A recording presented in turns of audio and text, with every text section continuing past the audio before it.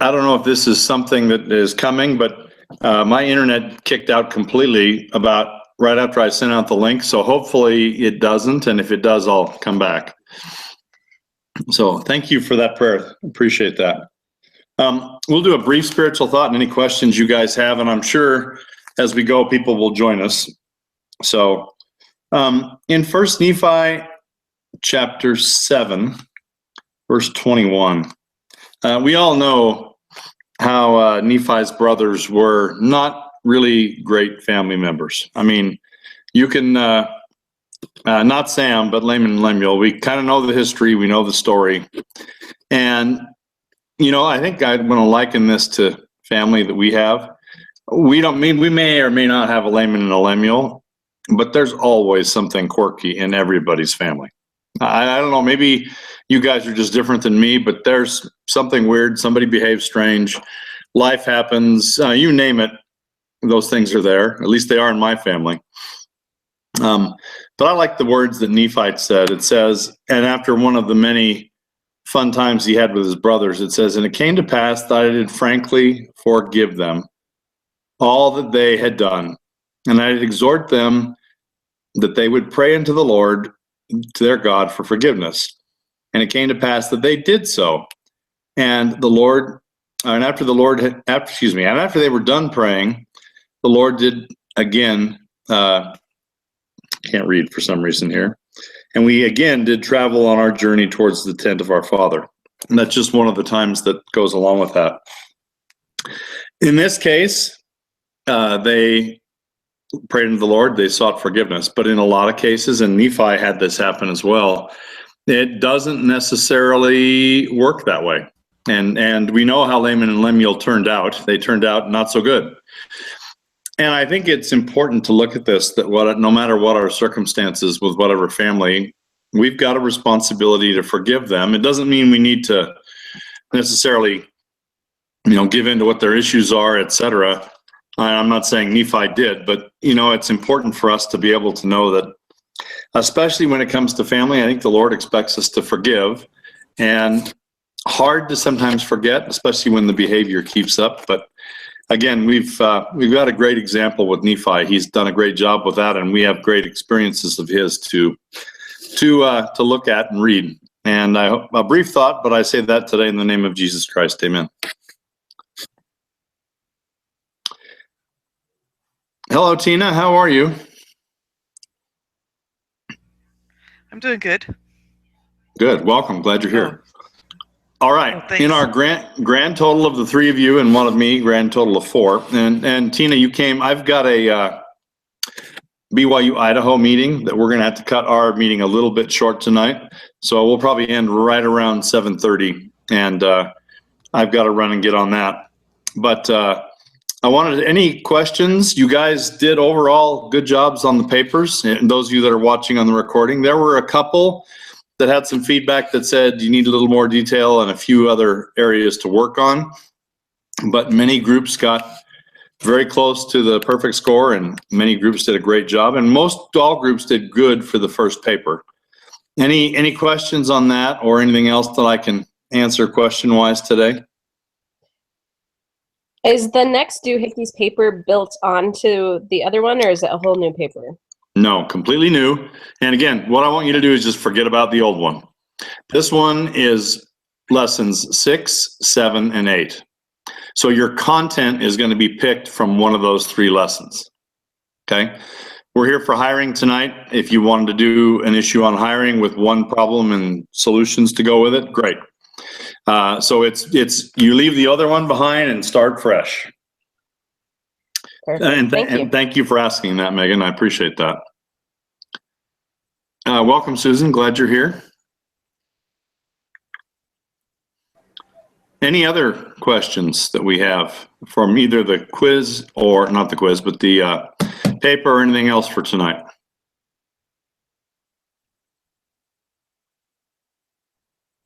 Okay. I will tell you one thing for you guys here and everybody else that's watching. We are now in the dreaded middle of the class period of time. And you're probably finding this if you're taking other classes as well. The end is not in sight. the beginning is way too far behind us, and we're just kind of slogging through the swamp. Am I getting warm on that at all? Okay. And all I can tell you is just keep going. It does end. It does get there. You've got one paper down, 3 more to go.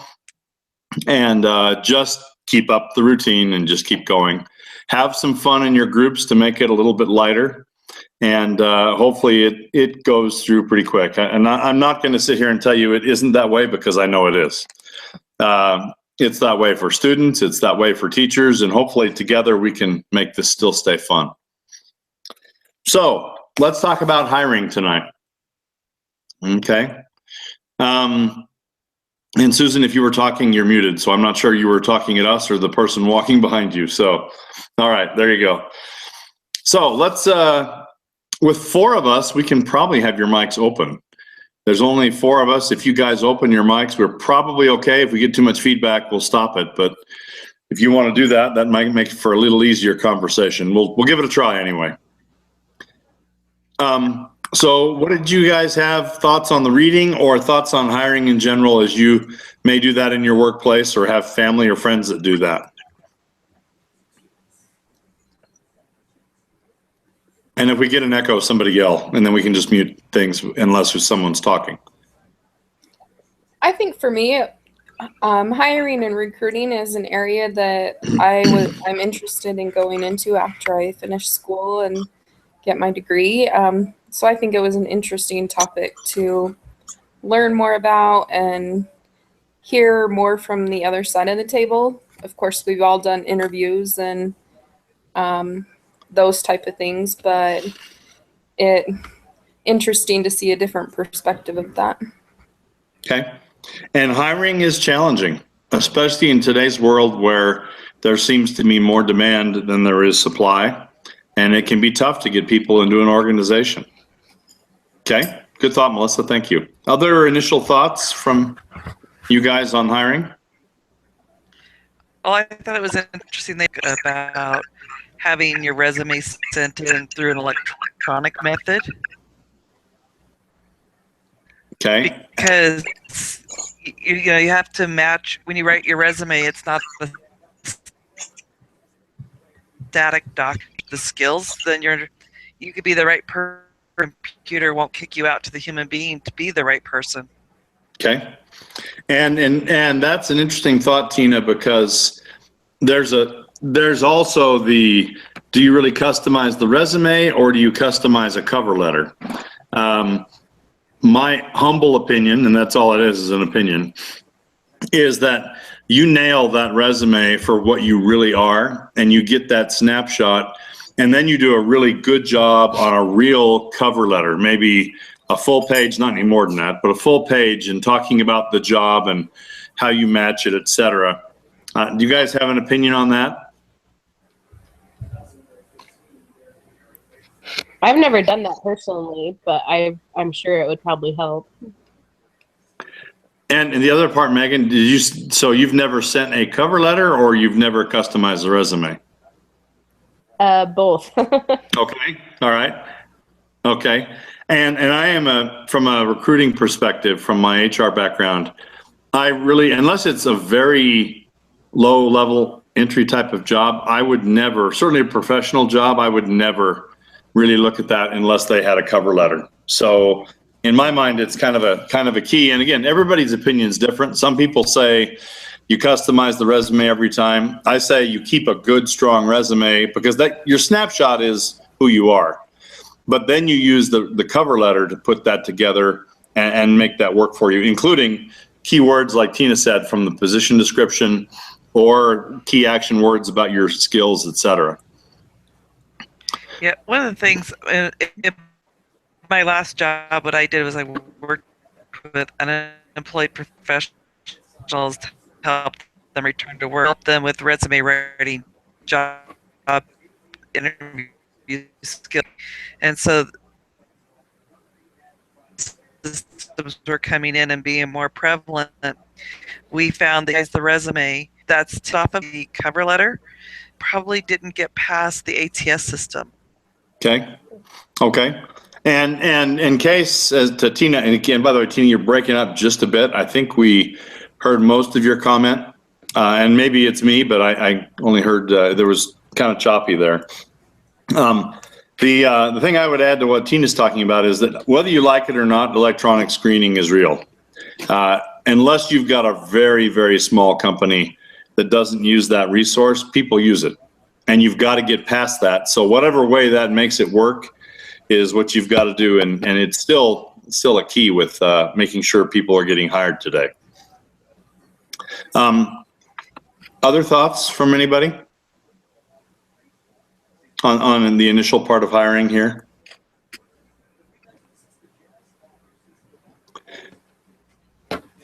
A couple things I would add would be this, and this is kind of from the chair. And again, I apologize if we're having less discussion. I found the Harvard study Oh. interesting there, and Go ahead, Tina.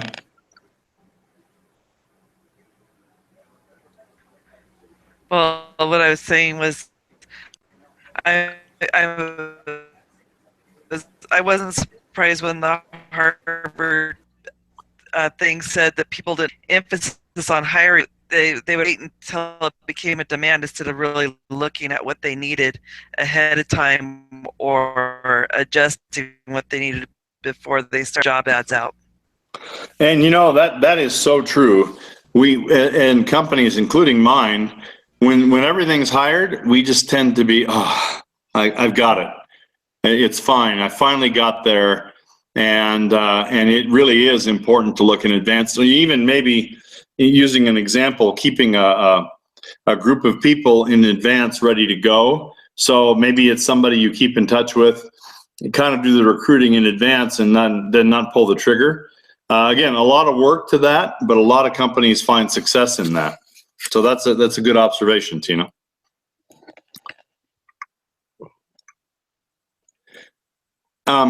Another couple of thoughts, and again, you guys jump in here with this. Another couple of thoughts is hiring is lots and lots of work, especially today. You have to use multiple sources. You have to have a good product for people to come in. You have to do more than just post a job. It really does have to do, especially if you're hiring seasoned people, with the environment, the company, the culture, the type of job you have, things that can attract people and get people there, as well as keep people once they're there. And the really important thing is to do what you can to try to minimize turnover. Because if you've got somebody coming in and you find that after 3 months, 80% of your new hires leave, well, your biggest problem is not hiring. Your biggest problem is fixing whatever the issue is that's causing people to leave, or your new hires to leave, or your seasoned people to leave. Do you guys agree with that? I think that's really true, especially, so I used to work at a big retail place and the turnover was just ridiculous. And we had a huge meeting and they kept asking us like if it was the people that weren't doing a good job or if it was them. And I was like, well, pretty sure it's not them. So. Okay. All right. Susan, you were going to say something? No, I was just nodding my head that I agree. Oh, okay. I have, Okay. I have little. That's fine. So We have no problem with little bodies. If you've got a comment, feel free to make it. I think one of the policies my company has that I work for is we have to, once we're in a position, we have to stay in the position for 6 months before we can transfer to another department or move to another position. So I think it gives us the opportunity to make sure it's going to work out and get past the initial learning a job and the hard part to see if it's really going to work. So it's not people moving around all over the place. Yeah. And the initial jitters that go with that job. Right. Okay. Other thoughts? Go ahead, Susan. something else that I thought was, I don't know, just something that came to my mind was, I know there are a lot of jobs that They say the incentive for people staying there is that they have training programs or all this opportunity for advancement, but it also makes you wonder what policies are in place to stop people from getting that training and then leaving onto a better job. And the easy answer to that is really nothing. There's an old joke that goes around the HR world that says, what happens if I hire these people, train them all, and they leave? And the response to that is, what happens if you don't train them all and they stay? So, it really is tough because there's good companies tend to be a feeder for somebody else. Our company and lots of others, people will do their best to try to find our employees and steal them away. And that happens to a lot of companies. And to some extent, that's the game it is. Because if the whole point is you're recruiting people to come, but you're also recruiting people to stay. And I know that sounds like a big cliche. Companies that really do their best to help people stay are the ones that really, really make it work. Well, let me ask you this. Why do people, now, how many of you guys are either working or have somebody that's close by you, immediate or friends or family that are working? Because that would hopefully make it a little bit easier to answer. Any of you guys or all of you guys? Okay. I am. All right. So perfect. We all are. So why did you come to your company and why do you stay there? Because this is very much a recruiting issue.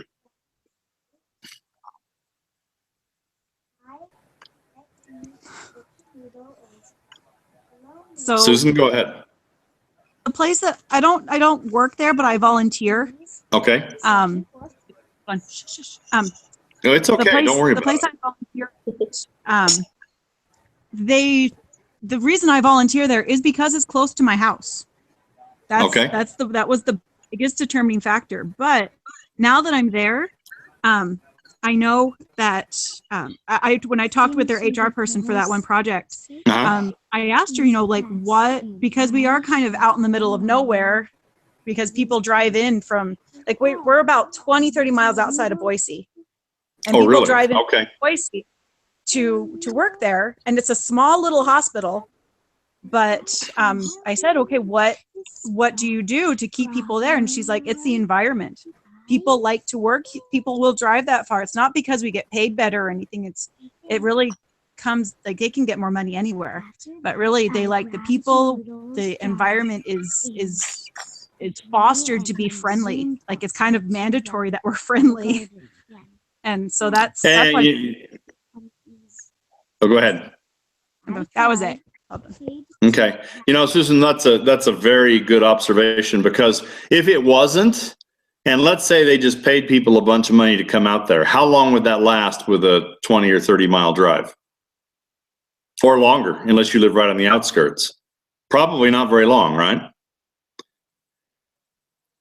People come and they stay for a good boss, a good job, and a good environment. So, Susan, your comments were very, very thoughtful, and I think that's really good stuff. Other thoughts on this topic from anybody? Why do you come and why do you stay?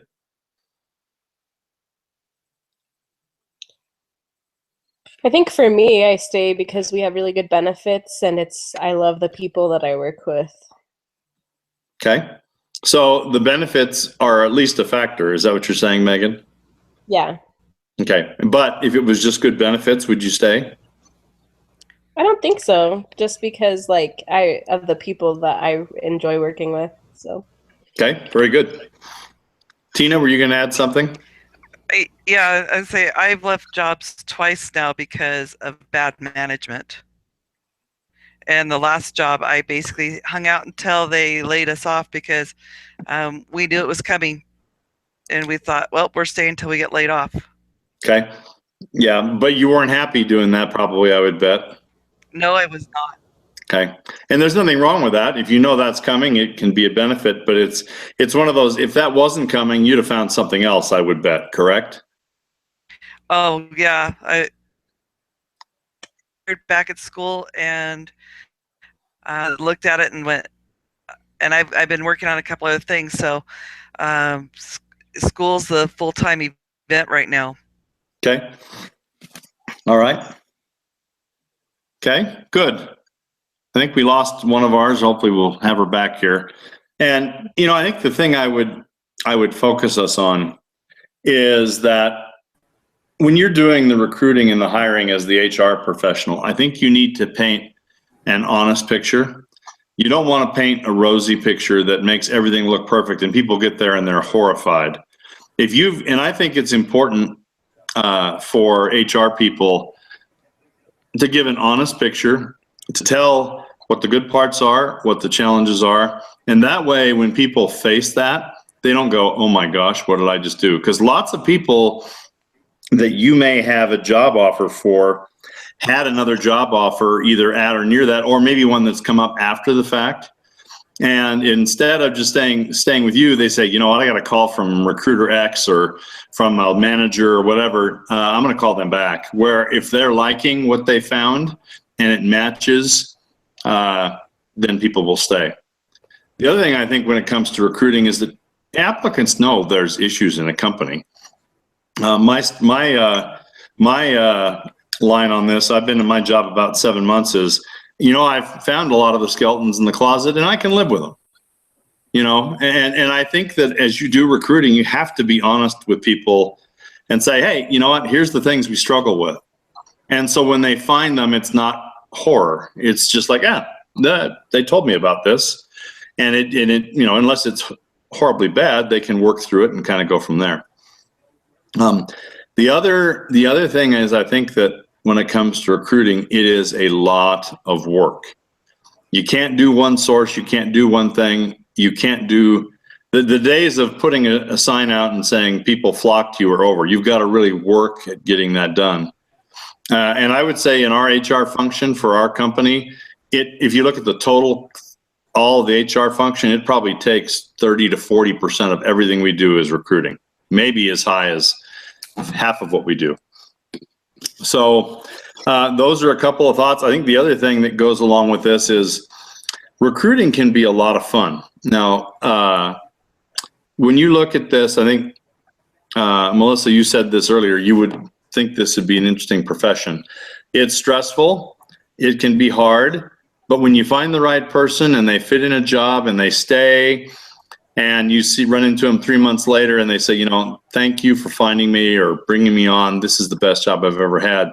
It really is rewarding. Now, that same person that you worked your tail off for that stays 3 months and leaves, it can be really discouraging. So recruiting is definitely a roller coaster. There's ups, there's downs, there's middle of the road, but it can be a tough thing. Yeah. Well, again, I apologize for the short discussion, and hopefully folks watching the recording don't mind. But let's hear from each of you. And again, thank you for 4 of you being here. Any other thoughts, pearls of wisdom that we haven't talked about on recruiting that either you thought of, talked about in your group, or it came from the reading? Just anything else that we haven't brought up that you think could be appropriate? Yeah, I think one of the things that's been missing in doing all this about recruiting is networking, getting to know people in the community, because you never know what door they can open for you at the employer. Okay. Very wise advice, Tina. Thank you. Okay. Susan, any other thoughts? One of the questions I had was something when you mentioned putting a cover letter on your resume. It might just be the professions that I've always applied for, but what I can imagine a recruiter going, I don't have time to read this. Let me just look at the highlights, and that's where the customized resume would come into play. Would that be more? Can I give you? Can I give you a different opinion? In my opinion, the people that look at those and see, if they're looking at it and actually not relying on a machine, but I think the machine can work this too. They look at that and say, you went out of your way to do that. They don't know if you've customized your resume or not. but they absolutely know if you went out of your way to write a good cover letter. Again, it's my opinion. Maybe I'm just an old fuddy HR guy, but I think it is the differentiator on what makes people hireable. Again, I would people that say what you say, I would say absolutely I disagree. It's the cover letter that helps them get the job. Now, there's probably exceptions to that, but I think it really, there's so many people that don't do it anymore. Cover letters are only, what, 20% of what people send anymore? So right there, you're saying, hey, I'm different. I wrote this letter. I took the time to research your company. And I think the other thing, Susan, if you don't mind my rambling for just a second, is that go online and find examples of good cover letters. There's a lot of them out there. And they have results. They have who you are as a person. And I really think it makes a difference. Am I okay or not okay by saying that? That's fine. I did have another question too. Sure. For a level of sucking up, how are thank you notes received nowadays? Okay, I would say less than they used to be. Put it this way, I would say a thank you email is more than sufficient. And that doesn't happen very often either. So I would say, hey, thanks for this. And don't just say thank you, say specifically something. A thank you email, it shows you took the time to find their email address if they didn't give it to you. The thank you notes are, I don't know, mix and match. It never hurts. It just, if you want to take the time to do that. Okay. I think a thank you email is better. Especially because the thank you letter is going to take 2 or 3 days to get there. Who knows when they get their mail? You know, you could end up being a week late. But if you have an interview at 4 p.m. and at 8 o'clock the next morning, you've got an email on that person's inbox that says, "Hey, thanks for the interview, and this is why." You know, I think that makes a good impression. Okay. Okay, Melissa, any final thoughts? I think just to go with the cover letter as well.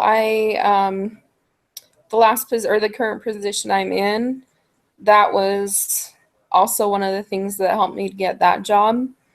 And it was because I had taken some of the key aspects that they'd listed in the job listing and said, I have these skills. And that was one of the first things they saw, getting beyond the automatic computer system. Okay. All right. Well, there's a testimonial, and they told you that then, right? Mm-hmm. Okay, good. All right. Megan, any final thoughts? Nope, I'm all good. Okay. So again, sorry about the short notice, or the short meeting, but I think this recruiting thing, and we'll probably spend a little more time on it next week too. It is such a big deal, and it's fun, it's challenging, it's hard, but when it works, it can be something that's very rewarding for your company. And again, what I'd come back to something we said at the beginning, if your people are leaving faster than they're coming, you're just not going to be in good shape. So if they're running out the door faster than you can get them in, there's something you need to fix. And that's another lesson for another day, but whether it's culture or whatever, I think we need to look at the examples we heard on why people drive 30 miles out of their way to go to work and they get paid less. What does that say? That says, as Susan said, that's the wisdom of the night, is that companies can figure that out. You got it made. So, guys, thank you. Sorry about the short notice, but you guys have a good night, and we'll talk again soon. All right, we'll talk to you later. Thanks. See you next Appreciate week. it.